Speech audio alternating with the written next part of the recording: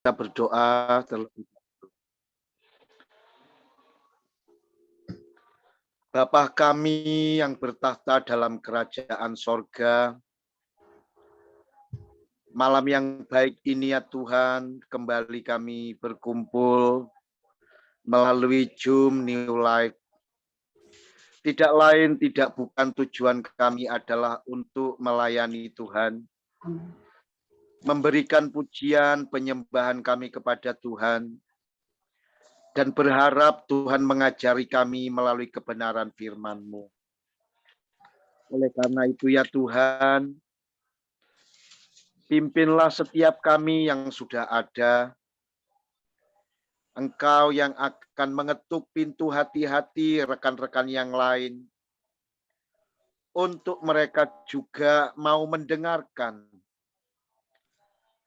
mau diberi kebutuhan rohani. Dan kami yakin, kami percaya Tuhan, Engkau bekerja melawat setiap kami, melawat setiap umat-umat Tuhan yang ada dalam Zoom ini. Sekarang berbicaralah atas kami, dan berikanlah kepada kami pengertian dalam kami menjalani hari-hari kami yang singkat ini. Terpujilah nama-Mu ya Tuhan. Dalam nama Yesus kami berdoa. Terima kasih buat kebaikan-Mu. Haleluya. Amin. Shalom dan selamat malam. Saya mengucapkan kepada Bapak, Ibu sekalian yang ada di channel New Life, ibadah kita pada kesempatan malam yang baik ini. Nah, saudaraku yang diberkati oleh Tuhan, untuk mengawali kebenaran firman Tuhan pada malam hari ini, saya akan membaca di dalam kitab Roma pasal yang ke-12 ayat yang kedua. Firman Tuhan mengatakan demikian. Janganlah kamu menjadi serupa dengan dunia ini, tetapi berubahlah oleh pembaharuan budimu, sehingga kamu dapat membedakan manakah kehendak Allah, apa yang baik, yang berkenan kepada Allah, dan yang sempurna. Nah, saudaraku yang dikasihi oleh Tuhan, tujuan firman Tuhan malam hari ini adalah pertama, mengingatkan kita supaya kita tidak tercemar oleh dunia. Tetapi di samping itu juga firman Tuhan mengajarkan kepada kita supaya kita memiliki kehidupan rohani yang baik.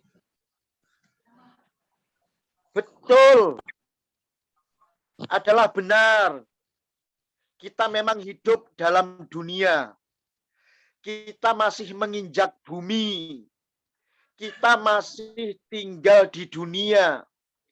Namun firman Tuhan mengingatkan kepada kita, janganlah kita menjadi sama dengan dunia. Nah,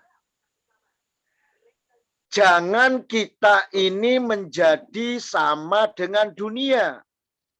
Jangan kita ini mengasihi dunia, termasuk semua yang ada di dalamnya. Apa itu yang ada di dalam dunia ini?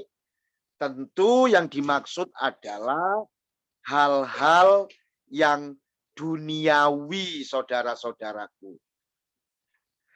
Dan kitab Yakobus 4 pasal 4 jelas sekali di sana berkata, bila kita bersahabat dengan dunia, maka kita telah menjadikan diri kita ini musuhnya Allah. Dan pasti saudaraku, kebinasaan adalah ending yang harus diterima bagi mereka yang mengasihi dunia. Bahkan ketika harus bersahabat dengan dunia ini. Saudaraku yang diberkati oleh Tuhan, waspadalah terhadap 3 hal yang ingin saya bagikan kepada Bapak, Ibu, saudaraku sekalian, yaitu terkait tentang hal-hal dunia. Yang pertama, saudara-saudaraku, Lukas pasal yang ke-15, ayat 11 sampai 14. Kita tidak perlu baca ayat itu, tapi saya akan menceritakan singkat kisah tentang anak yang terhilang. Ya. Kisah tentang anak yang terhilang. Di mana ada 2 orang anak, ya, antara si sulung dengan si bungsu.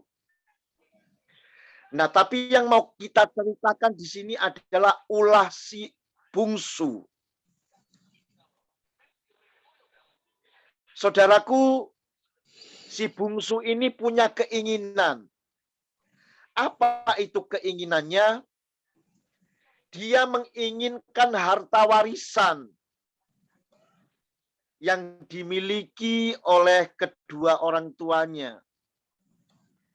Orang tuanya masih hidup, masih ada, masih sehat. Tapi dengan lantang si anak datang menghampiri bapaknya dan berkata, "Pak, berikanlah warisan yang itu adalah menjadi bagianku." Katanya seperti itu. Nah, saudara-saudaraku, akhirnya singkat cerita, si bapak pun memberikan warisan apa yang menjadi hak atau milik daripada anak tersebut, si bungsu tersebut. Tapi sayang, dia ketika setelah menerima harta warisannya, ia gagal, saudara-saudaraku. Dia tidak bisa menguasai diri. Dia habiskan semua harta warisan yang sudah didapat dari orang tuanya untuk dihambur-hamburkan, untuk dipoya-poyakan. Maka akhirnya dikatakan oleh Alkitab bahwa anak bungsu tersebut akhirnya jatuh miskin. Bukan hanya jatuh miskin, saudara-saudara, tapi melarat. Di bawahnya miskin. Melarat. Melarat. Sampai dia bekerja di salah satu peternakan babi. Ya. Untuk memakan ampas babi pun ia tidak mendapatkan. Dengan kata lain, lebih berharga seekor babi daripada seorang manusia. Habis semua, dia melakukan dosa. Dia puaskan semua hasrat hidup duniawi untuk menyenangkan dagingnya. Nah, saudara-saudaraku, ngeri. Ngeri sekali peristiwa atau perumpamaan ini apabila ini benar-benar ada terjadi dalam kehidupan kita sehari-hari. Yang tadinya memiliki pegangan, tapi hanya karena rayuan dunia yang begitu menggiurkan, akhirnya dia habiskan hartanya sampai dia melarat dan tidak punya apa-apa. Nah, saudaraku, ada nasihat yang penting. Di dalam kitab Lukas pasal yang ke-21 ayat yang ke-24. Di sana dikatakan, jagalah dirimu supaya hatimu jangan syarat dengan pesta pora. Jangan syarat dengan kemabukan serta kepentingan-kepentingan duniawi. Dan supaya hari Tuhan jangan dengan tiba-tiba jatuh ke atasmu seperti suatu jerat. Nah, saudaraku, Alkitab di sini mengajarkan, menasihatkan supaya setiap kita berjaga-jaga. Supaya setiap kita itu selain berjaga-jaga, saudara-saudara, kita juga disuruh waspada.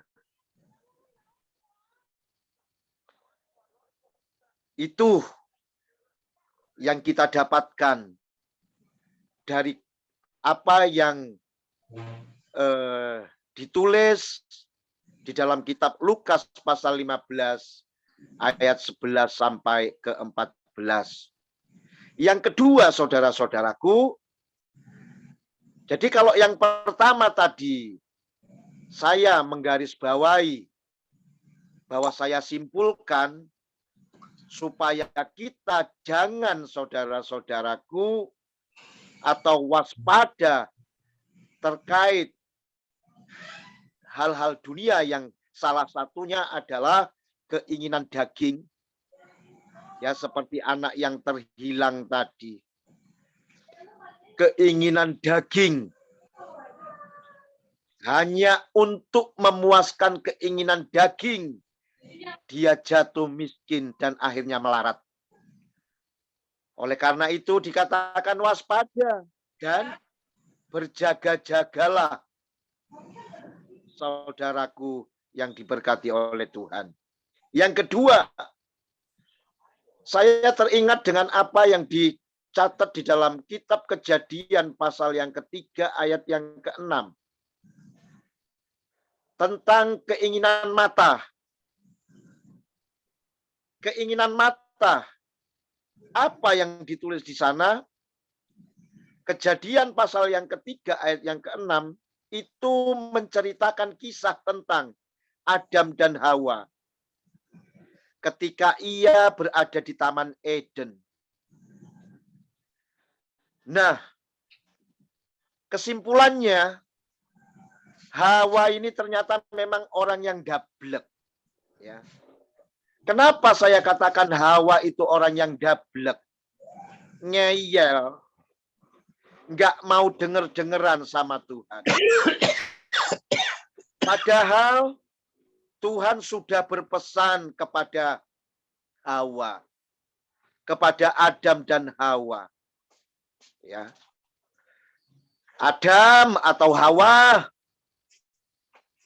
kalian berdua boleh makan semua makanan yang ada di taman ini.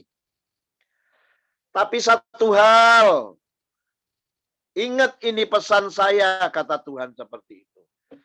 Tentang pohon pengetahuan yang ada di tengah-tengah taman, jangan kamu sentuh, apalagi kamu makan. Artinya apa? Jangan kamu sentuh, jangan kamu petik, apalagi kamu makan, jangan. Tapi ya dasar saudara-saudara, yang namanya mata, Alkitab mengatakan Hawa melihat.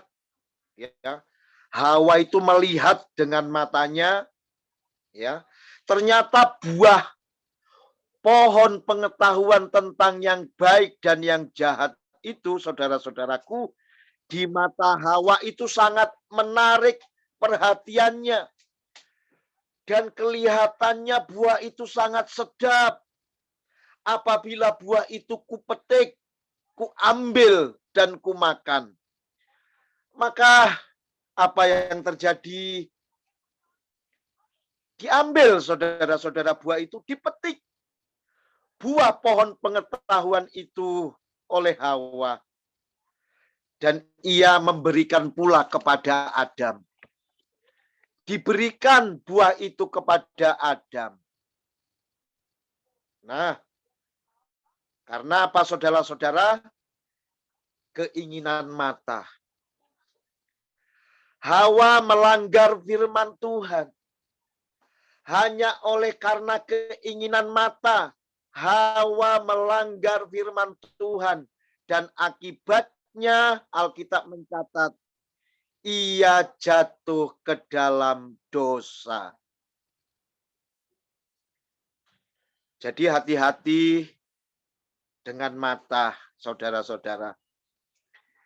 Yakobus pasal 1 ayat 14 sampai 15, saya ingat firman Tuhan mengatakan, tetapi tiap-tiap orang dicobai oleh keinginannya sendiri. Karena ia diseret dan dipikat olehnya. Dan apabila keinginannya itu telah dibuahi, ia melahirkan dosa. Dan bila dosa itu sudah matang, maka melahirkan maut. Jadi jelas bahwa keinginan mata dapat mendatangkan maut. Keinginan mata dapat mendatangkan kematian. Keinginan mata dapat mendatangkan kebinasaan. Nah, saudara-saudaraku, kalau ada kita masih suka main mata, saran saya bertobat. Bertobat, saudara. Markus yang sekarang kita masuk pada poin yang ketiga. Kita masuk pada poin yang terakhir. Markus pasal 10 ayat 17 sampai ayat 22 ya. Di sana ada kisah tentang orang kaya yang sukar masuk kerajaan Allah. Ya. Ini disebabkan oleh apa, saudara? Ini disebabkan oleh keangkuhan hidup. Jadi keangkuhan hidup juga adalah termasuk salah satu hal duniawi yang tidak boleh, saudara-saudara, kita hidup di dalamnya. Kisah tentang orang kaya tadi yang diceritakan sukar masuk dalam kerajaan Allah. Atau dengan kata lain, saudaraku, ada orang kaya. Dengan percaya diri dia menemui Yesus dan berkata, Guru, katanya seperti itu. Guru yang baik. Tapi Tuhan nggak bodoh. Tuhan itu memang Tuhan yang nggak mau dipuji oleh orang-orang yang punya maksud terselubung di balik apa yang ia miliki. Guru, katanya. Guru yang baik. Apa yang harus kulakukan agar aku boleh hidup? Maksudnya beroleh hidup kekal. Apa yang harus kulakukan supaya aku bisa masuk ke sorga? Katanya seperti itu, saudaraku. Oh, tapi Tuhan menjawab. Engkau tahu perintah Allah, bukan? Jangan membunuh. Kemudian jangan berzina. Jangan mencuri. Jangan mengucapkan dusta. Jangan mengurangi hak orang. Hormatilah ayahmu dan ibumu. Tuhan ngomong begitu, saudara, kepada orang kaya tadi. Nah, lalu apa yang terjadi, saudara-saudara? Oh, guru, Aku itu sudah melakukan semua itu. Artinya semua urusan-urusan seperti itu yang guru maksud, aku sudah kerjakan semua. Sudah lulus. Aku sudah turuti semua. Aku sudah ikuti semua. Enggak satu pun yang ketinggalan. Wis tak rampung ke kabeh, kata orang Jawa. Tapi dengan belas kasihan, Yesus memandang pria yang angkuh tersebut, saudara-saudara. Kan dikatakan, Tuhan menaruh belas kasihnya kepadanya. Mungkin pria ini merasa bangga karena dia sudah melakukan semua apa yang diajarkan oleh Taurat Tuhan. Lalu apa yang terjadi? Di dalam belas kasihan itu Tuhan berkata kepadanya, "Oh, masih ada satu lagi.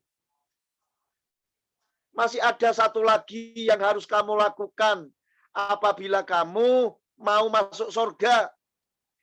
Apabila kamu ingin mendapatkan hidup yang kekal." Bingung dia, saudara-saudara. Apa itu Tuhan? Apa? Lalu Tuhan pun menjawab dengan tandas. Dikatakan, juallah hartamu dan berikanlah itu kepada orang miskin. Itulah syarat yang harus kamu lakukan untuk kamu bisa mendapatkan harta sorga. Nah, setelah itu barulah kamu datang kepadaku dan ikutlah aku. Nah, saudara, serem enggak ajakan Tuhan ini, saudara? Itu sebabnya jangan pernah kita angkuh. Jangan pernah kita angkuh dalam kita menjalani hidup ini. Banyak orang yang angkuh hanya oleh karena dia memiliki harta yang melimpah. Banyak orang yang angkuh karena dia lebih mengandalkan hartanya daripada dia mendengarkan perintah Tuhan, menerima ajaran kebenaran yang itu diajarkan oleh Tuhan. Banyak saudara-saudaraku orang yang angkuh, menyombongkan diri dengan apa yang dia punya, menyombongkan diri dengan apa yang sudah dia lakukan. Tapi ketika Tuhan ngetes untuk satu hal, juallah semua hartamu, langsung melungker, saudara-saudara. Kenapa Tuhan mengatakan seperti itu? Karena Tuhan tahu batas kemampuan kita itu sampai di mana. Baru hartanya aja yang diambil, kita sudah, wah, seperti nggak nerima sama Tuhan. Jangankan orang kaya tadi, saudara, kita aja. Kalau misalnya ada orang, kita punya satu-satunya sepeda motor misalnya. Kasihkan itu kepada orang miskin di sana. Pasti kita tetap mikir, wah Tuhan, motor satu-satunya kok harus saya kasihkan kepada dia. Wah, terus aku nanti naik apa? Padahal Tuhan sudah bilang, setelah itu datanglah kepadaku dan ikutlah aku. Kuncinya di situ, saudara-saudara. Tapi banyak orang yang tidak memahami hal ini. Jadi jangan kita, saudara-saudaraku, lebih mengasihi harta kita.